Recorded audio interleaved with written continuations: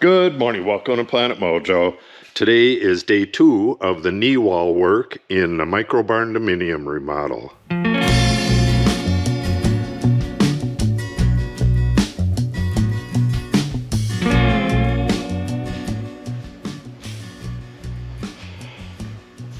Alright, today I'm going to bring the drawings with me because it's going to involve the electrical stuff. Make sure I got everything in the right location. On this side, we want the two boxes to be more towards the opening here, I believe. I'll have to look at it again. But on this other side, we have that number 1 only toilet. If you haven't seen that, I'll show it to you briefly. This is getting remodeled and put back in there. This is a toilet for just going number 1. It's just a little convenience thing. So that goes right here, and then there's going to be a baseboard heater right along the wall here. I really need to figure out where that's going to be so I can place these two boxes here. And I figured out that the height of the boxes needs to be right there, 1 7/8 off of the deck. And what I'm going to try to do is, with the uprights here, let me show you this. We have the little studs. I'm just going to throw some screws into this and block it so that I have something backing up that little board so that I can hand nail these. It would be a real pain in the butt to bring the compressor over there, hose, and the palm nailer. So I'm going to try at least one with hand nailing.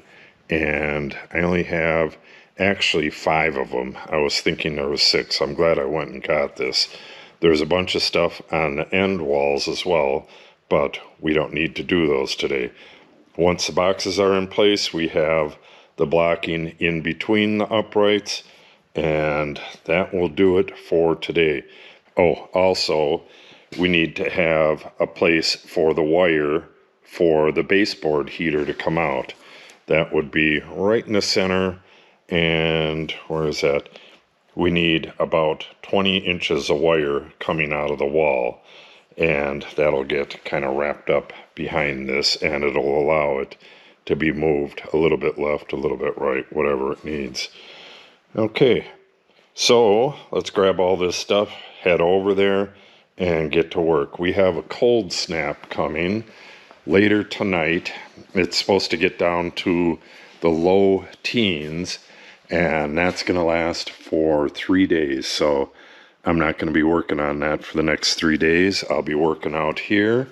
We're going to get the router base done for this router and get set up to start processing these panels and get them on the wall. But pay that no never mind. Let's get over there. Oh, this will back up the base of those uprights and the top. I'm just going to throw a clamp on the top, and with any luck that'll work just fine, and I don't have to bring all that stuff over there. Okay, I'll meet you over there. Okay, I have one set up.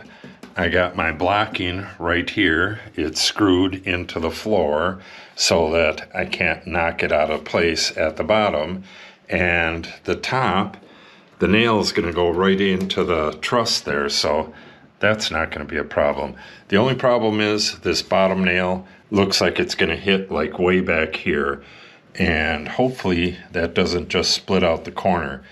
I'm not worried about it for strength, but I'm running the wires back here, so I don't want a bunch of junk hanging out in that hole there. Let's give this a try and see what happens. And I changed up the diagram a little bit.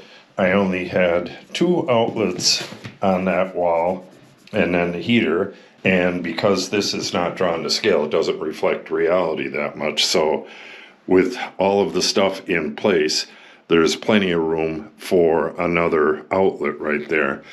The toilet, you can see the outline of it right there, is plenty far enough away from it. Yeah, that's going to work perfect. So I'm going to put these 6 outlets in, then get my blocking in, and the blocking that goes by that baseboard heater, it just needs an opening so that I can run the wires. And yeah, that should be real easy as well. All right, let's get started on this one.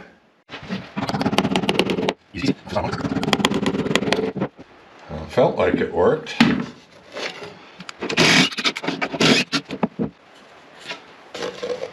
Beautiful. Didn't do anything in the back of this strut right here. Calling it a strut because it's hardly a stud, but this is actually a stud. All right, and then if you didn't see yesterday's episode, the blocking will go right on the line, right like that. It doesn't matter if it fills the whole space because we're just putting a strip of drywall right here. It's a place to screw the drywall to, and then a bit later on, we're putting a shoe molding up against this and it'll be nailed to it. So yeah, that's gonna work just great. It's gonna be a little difficult getting the wire in there, but still not much of a problem. And then we can get at the entire back area. This is all gonna get foamed up at some point when it's a little bit warmer out. You can hear it raining out there. It's about, it's right around 30 degrees. Yesterday we had wind blowing through these openings and it was ice cold up here. It was open on both sides, so there was like a wind coming through here. Today it's a lot more calm and a hair warmer, but there's no sun, which is why we got the lights here. Okay, let's get the rest of these nailed in place and then we'll start on these blockings. These are going to get glued and screwed in place.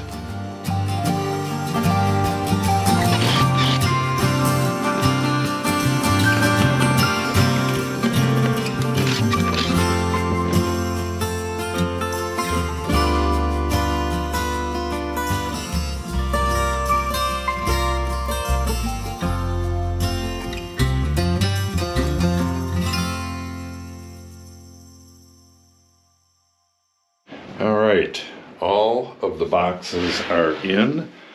Yeah, it's gonna look pretty nice up here. Alright, these cleats, I've been thinking about it and I really don't need to glue these. They just gotta be screwed in place. That's plenty enough to attach drywall to and the quarter round at a later date. So I'm just gonna go around and get these all screwed in. The corners don't get it yet because I'm going to be doing a lot of work with these walls.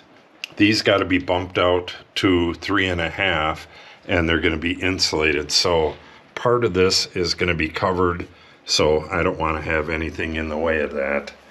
But I can get it in all the rest. And basically, that's all I can do today. And then, like I said, we're going to have some icy weather for a few days, and then Natalie and I are going to start cutting the panels, the wall panels, for removal. I believe we're going to start up here on that wall and then switch to that wall right there. Oh no, actually, yeah, the front and back walls, lower walls, don't need any cutting, so we'll work on that one after that, and the video on that will be a couple days away. Okay, let's get these in place. The reason that I was thinking of gluing these is that they're only getting screwed through a 1/2-inch floor.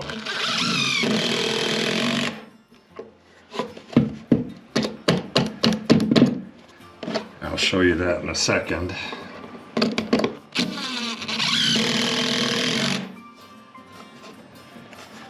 Alright, that's going to be plenty strong. Let me show you that from the underside. Okay, here it is from the top, and hopefully we'll be able to see this. There are the screws from the bottom. I'm going to cut those off once I'm done so it doesn't interfere with the insulation. But these screws here, only go through this 1/2 inch ply.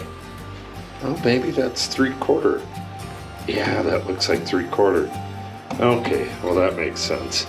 All right, but at any rate, they are very strong, and the screws on these go into the top plate, so plenty strong enough.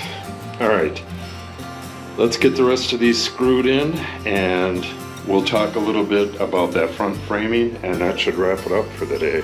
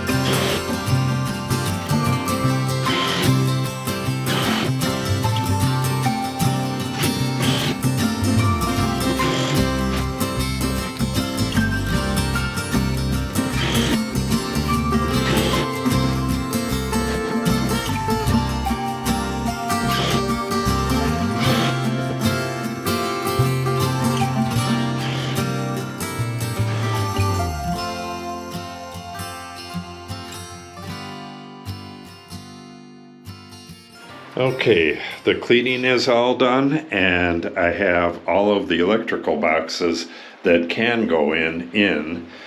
I have the heater where I want it, but it's kind of odd the way they have the mounting holes. I'm guessing those are the mounting holes because they're the only holes on it going back towards the wall, and they're not 16 inches on center. I would only be able to use one hole, and then it's not going to be centered in between the two boxes. So I'm going to read the instructions. If those are the holes, I might drill my own holes. We'll see. But that is where it's going to go. We got our little #1 only toilet. You can kind of see the faint outline of where that's going to go. Got to go around and set all of these nails. A lot of these are popped up, and we're going to set them a little bit below the surface and probably use Durham water putty on this. Yeah, some of these are way up. Not too big of a problem, but the headroom in here is pretty limited, and it kind of gets to you after a while. My daughter is a bit shorter. She can do a lot of this stuff. Yeah, got some dampness going on there. That's okay, it's not that bad. And like I said, once I take this wall out, I'll be taking these out as well. Hopefully I can save some of this stuff. Looks like it's pretty well cut. And I'm gonna need some more boards similar to this. Not this part, but this part right here, where it's notched up to the truss like that. Yeah, I'm gonna have to put a sole plate in here. Once these are gone, there's gonna be a sole plate going all the way across, and everything will be attached to that. And I'm gonna spritz this with some mildew stopper, and then any rot, which I don't think there's much on what's gonna stay here. There's a little bit of rot from what I can see on the old siding, but yeah, I don't know. It's nice and dry there. That might not be rot. But anyways, we'll deal with any rot that we find. I don't think we're gonna find any though. Pretty cool. Yeah, I'm trying to figure out my insulation here. We want to get as much insulation in here as possible, and we're gonna end up doing that like we did in the house. We'll put big bats in here going way up to here, but we'll stuff insulation up above that before we put them in. This is going to be rock wool, so we don't need to have it ventilated or anything. And we'll stuff these full and these full, where we got these gussets here. Otherwise, we'll have a big thermal break there. Yeah, I don't know. With a foam gun, I don't know if we'd be able to get all the way back into there. I guess I could push insulation back to like here, but if you're going to do that, you might as well just fill the whole thing with insulation, batt insulation. Okay, yeah, this is going to be a real interesting project. Like I said, next time we're going to be working on this is 3 days away, and my daughter will be helping.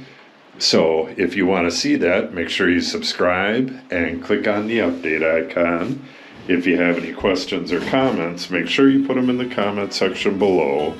And if you share the video and or give it a like, it helps the channel out greatly. Thanks for watching and have a great day.